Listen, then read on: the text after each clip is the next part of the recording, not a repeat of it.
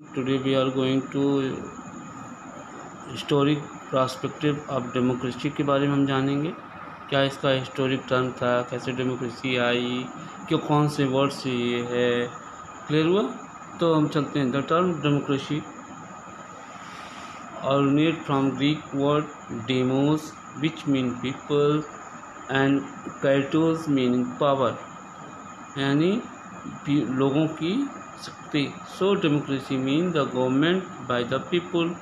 Periyar of democracy must of the countries the world ruled by the kings and all power were vested them and system was called monocracy। पहले की बात अगर हम करते हैं तो अधिकतर देशों में राजतंत्र था जिसमें राजा के हाथ में सारी शक्ति होती थी। Dear the ruler was appointed of hereditary, मतलब आनुवंशिक होते थे, जैसे राजा का लड़का ही राजा होता था। And was not answerable the people for this policies, और वह अपनी नीतियों के लिए प्रजा के प्रति उत्तरदायी नहीं होता था। The concept of democracy can be track to the ancient Greece. There were people use to gather at the one place exercise their power directly by deciding the matter of the state।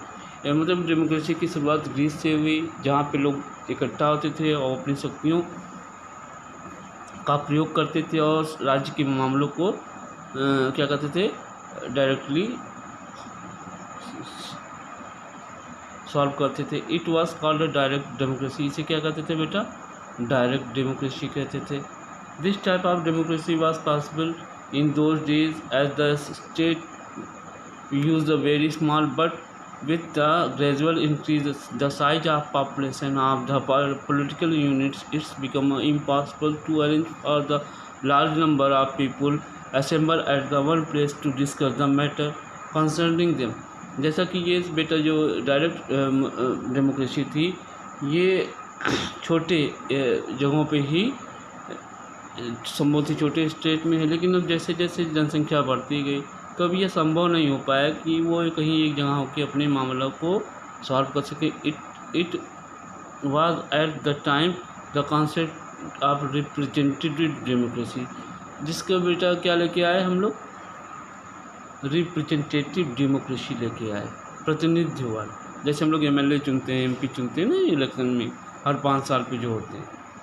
Come to begin जैसे system of voting started, इसी समय में क्या बेटा आया, voting start हुई, vote वाला। People started elect their representative through the system of ballot. लोग चुनाव द्वारा,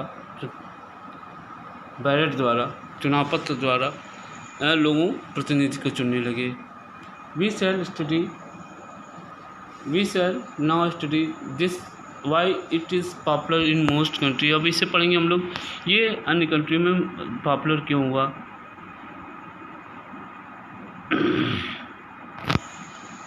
the part of the word and letter the next chapter describe the understand the procedure forming of government in democracy as this what will follow in our country.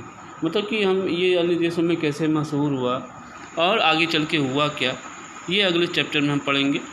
लेकिन हम इसमें पढ़ते हैं हमारे देश में डेमोक्रेसी का मतलब क्या होता है। Modern democracy, the system democracy is one system of the government which has become a most popular all over the world and revolutions took place all over the world establish this system. मतलब कि democracy जो system of government है ये बहुत popular है पूरे विश्व में, और इसको स्थापित करने के लिए बहुत सारी जगहों पर रिवोल्यूशन भी हुए, क्रांतियाँ भी हुई।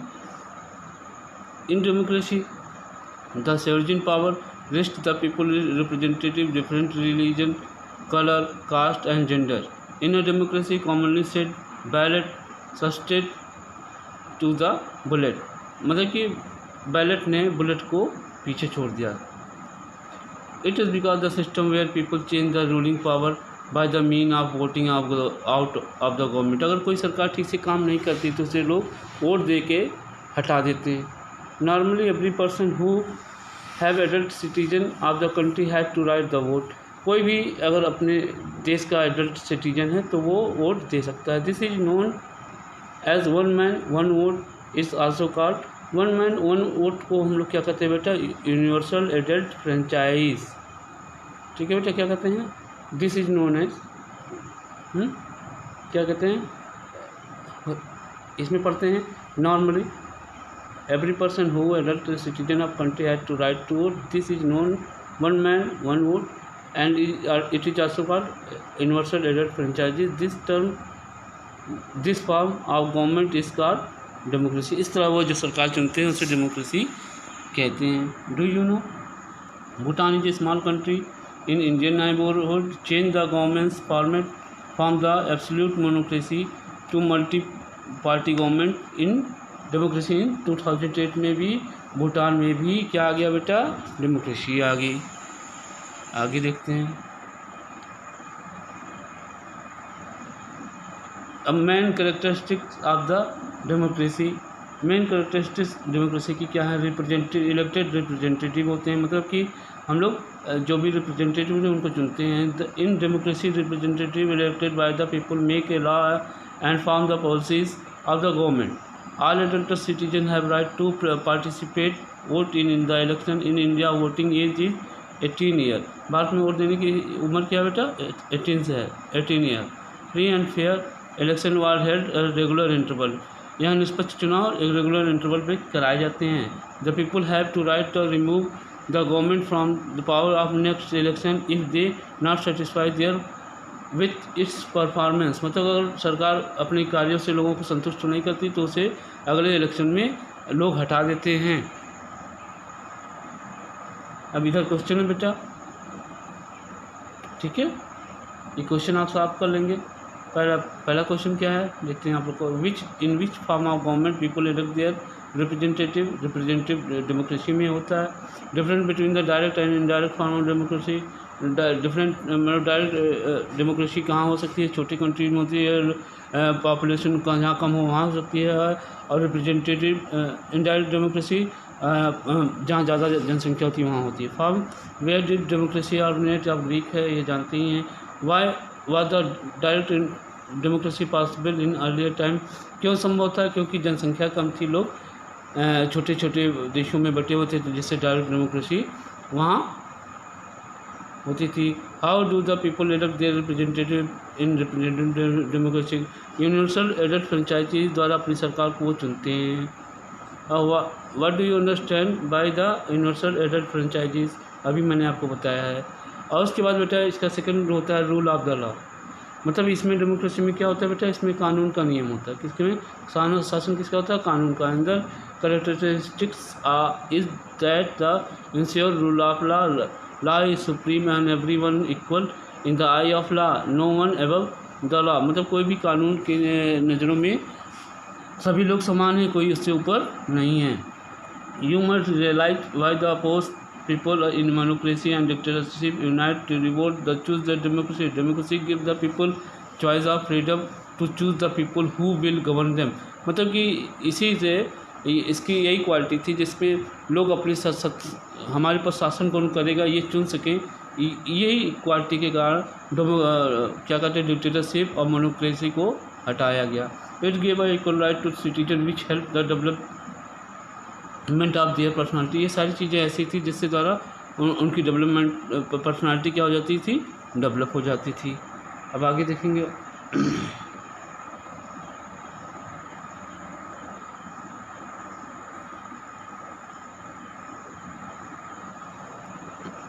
Many political leaders and visionaries felt this just political democracy or a political form of democracy. They gave gone one step further and said the actual fruit benefit democracy would be achieved. The people have equality in a social status, social democracy, and equal opportunity to grow to economically.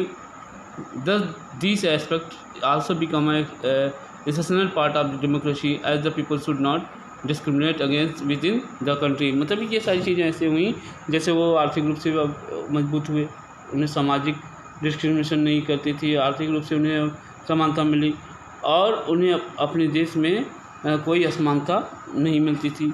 Social democracy क्या होती है, it's means men and women should be treated equally, should have the equal opportunity for the development. None of should be discriminated on the basis of the social, कि आपको जात के आधार पे, धर्म के आधार पे, प्रजाति के आधार पे, डेट ऑफ बर्थ, प्लेस के आधार पे आपको समाज में अलग थलग नहीं किया जाएगा। और इसी द्वारा अनटचेबिलिटी को भी ख़त्म किया गया। Economic democracy, it's means that all member should enjoy the freedom from the accumulation of any kind of term of economic aspect. They should have equal opportunity to earn their livelihood. Equal wages should be given both men and women. मतलब कि अगर महिला पुरुष के आधार पे यहाँ भेदभाव नहीं किया जाएगा। एक तरह का अगर आप काम करते हैं तो आपको एक तरह की सैलरी दी जाएगी। The landlords and intermediate should not exploit the worker, जिसके द्वारा बेटा जो बड़े बड़े लैंडलॉर्ड होते थे उनका और जो बीच में बिचौलिए होते थे वो वर्करों का शोषण न कर सकें। अब देखेंगे the right of children of free and compulsory education was pass in 2009। This act provide a free and compulsory education to all children between the age of 6 to 14 year, मतलब 6 वर्ष से 14 वर्ष तक के जो बच्चे उन्हें फ्री शिक्षा दी जाए। Parliamentary 16 year by the parliament in the 16th year of the Republic India. आगे देखेंगे कौन कौन सी चीज़ें डेमोक्रेसी को सक्सेसफुल बनाती हैं। पहला है democracy will strong the people if people were educated aware the right and duties towards the country. अगर किसी देश के लोग अवेयर हैं, अपनी एजुकेटेड हैं, अवेयर हैं, अपने अधिकारों और ड्यूटी के बारे में जाने, तो डेमोक्रेसी अच्छी चलती है। They should be discipline and obey the law, वो कानूनों का पालन करने वाले होते हैं। The people should take interest in the formation of the government, they should exercise their right to vote, लोग सरकार बनाने में अपने वोट का प्रयोग करें। और people keep the themself inform the about the policies of government, और लोग अपनी सरकार की नीतियों में अपने योगदान रखें। They should formulate the public opinion fair the policies are not fair और not in general interest of the people. अगर लोगों को ये लगे कि अगर ये जो नीतियाँ सरकार बना रही है हमारे लिए नहीं है, तो लोग क्या करें बेटा, उसका अपोज करें। They should aware right to questions the government but not take a law into their own hands, लोग सरकार से सवाल तो करें लेकिन कानून अपने हाथ में ना लें। The democratic power of pulling down government strong enough remove the government which the performing as per their wishes. अगर लोग सरकार उनके अनुरूप नहीं काम करे तो क्या करें बेटा, रिमूव कर दें उस सरकार को। ये हुई बेटा आज की क्लास। कल की क्लास में हम लोग फंडामेंटल राइट पढ़ेंगे। Thank you.